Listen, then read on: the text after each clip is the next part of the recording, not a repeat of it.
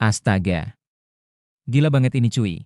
Baru juga Real Madrid dihajar kenyataan pahit gara-gara Rodri dan Manchester City. Sekarang malah muncul lagi kabar yang jauh lebih gila. Dan ini datangnya dari Paris, bro.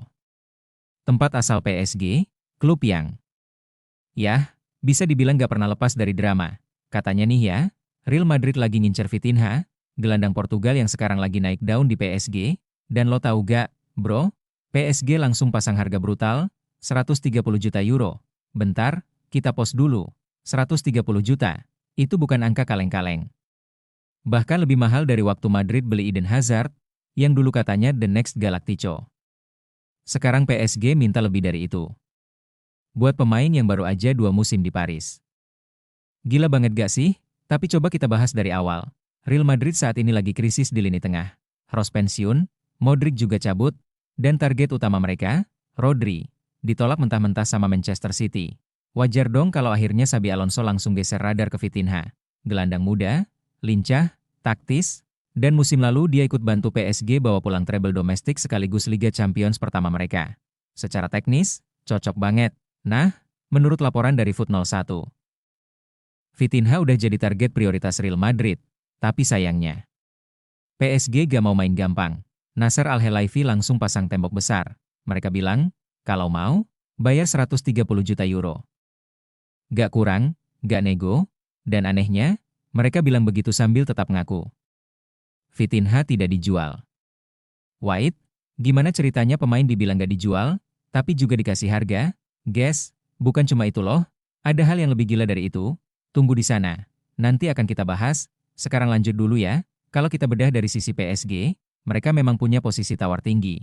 Vitinha didatangkan dari Porto tahun 2022, cuma 41,5 juta euro. Dan sekarang, 2 musim kemudian, harganya melejit 3 kali lipat lebih. Performanya stabil, jadi andalan Luis Enrique, dan juga jadi tumpuan di timnas Portugal.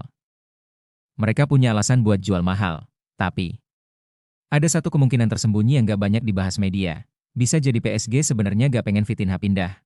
Dan angka 130 juta itu bukan harga, tapi semacam tameng buat nutup mulut klub-klub lain, terutama Real Madrid.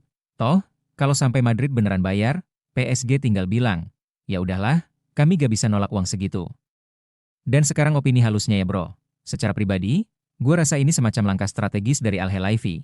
Mereka mungkin trauma diseret drama Mbappe Madrid yang bikin citra klub terjun bebas. Jadi kali ini, mereka main keras, PSG gak mau jadi korban pendekatan agresif Madrid untuk kedua kalinya. Apakah ini bentuk balas dendam diam-diam PSG?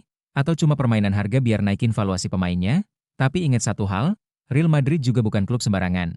Mereka udah terbiasa ngotot kalau udah naksir satu pemain. Dan siapa tahu, kalau ada satu pemain bintang Madrid yang terjual mendadak, bisa aja domino efeknya mengarah ke Vitinha. Dan itu bisa jadi awal dari bencana baru buat PSG. Kalau lo tanya gue, apakah Vitinha bakal gabung Madrid musim ini? Jawaban gue, belum tentu. Tapi, kalau Real Madrid jual satu nama besar mereka, dan lo pasti bisa nebak siapa yang gue maksud, maka semua bisa berubah dalam waktu semalam. Tapi, guys tak sampai di situ. Meski kabar Vitinha, dan kenapa PSG bisa diam-diam takut kehilangan kontrol kalau Madrid benar-benar ngebut menarik dibahas, tapi kali ini ada yang lebih mengejutkan karena berita kali ini benar-benar di luar nalar guys. Presiden La Liga, Javier Tebas, tiba-tiba ngeluarin kritik pedas ke Real Madrid, dan isi kritiknya bener-bener gak masuk akal. Gue gak bohong. Di saat banyak orang masih bahas rumor transfer Vitinha, malah dari internal Liga sendiri, Real Madrid dihantam secara terang-terangan, dan bukan oleh siapa-siapa, tapi oleh orang paling berkuasa di La Liga sendiri. Madrid dan Presiden La Liga sekarang. Dan tenang, ini beda ya. Bukan kayak pas gue bahas Javier Tebas sebelumnya. Ini versi yang lebih dalam dan mencurigakan.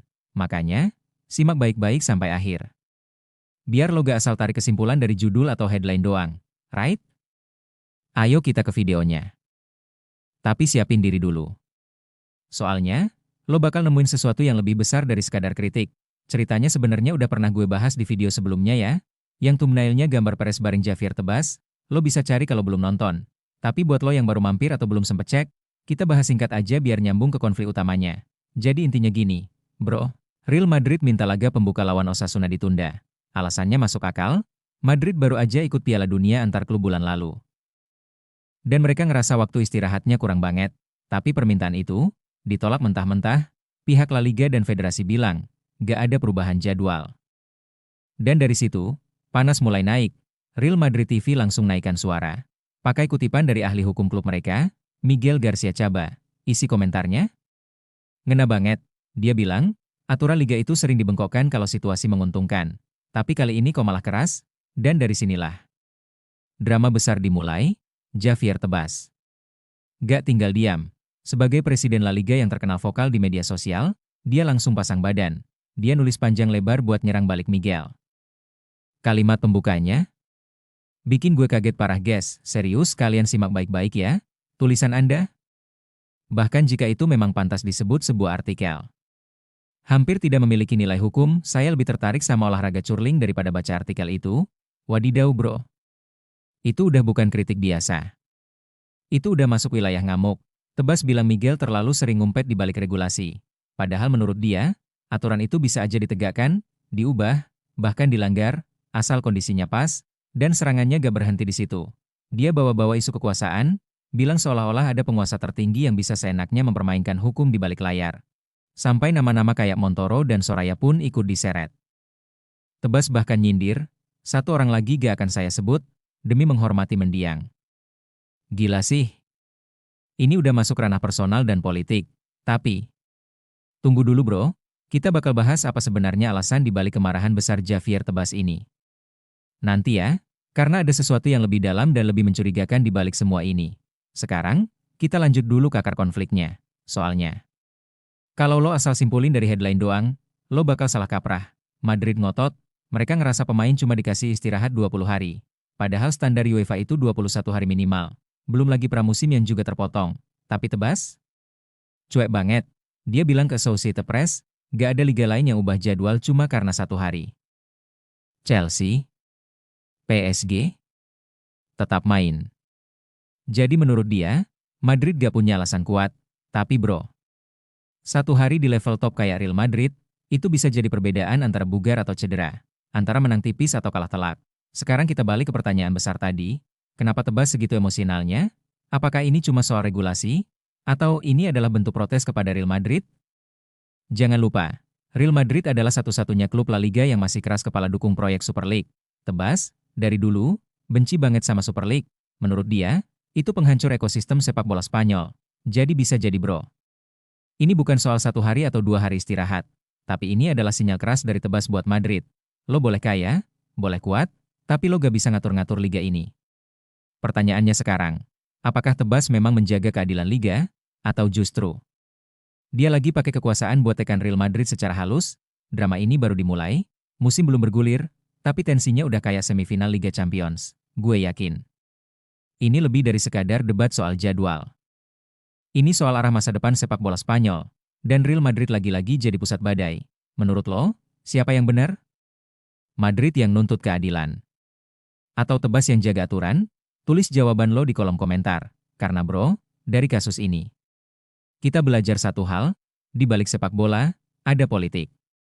Dan di balik politik, selalu ada kepentingan. Sekarang, Baiklah, itu saja pembahasan kita kali ini.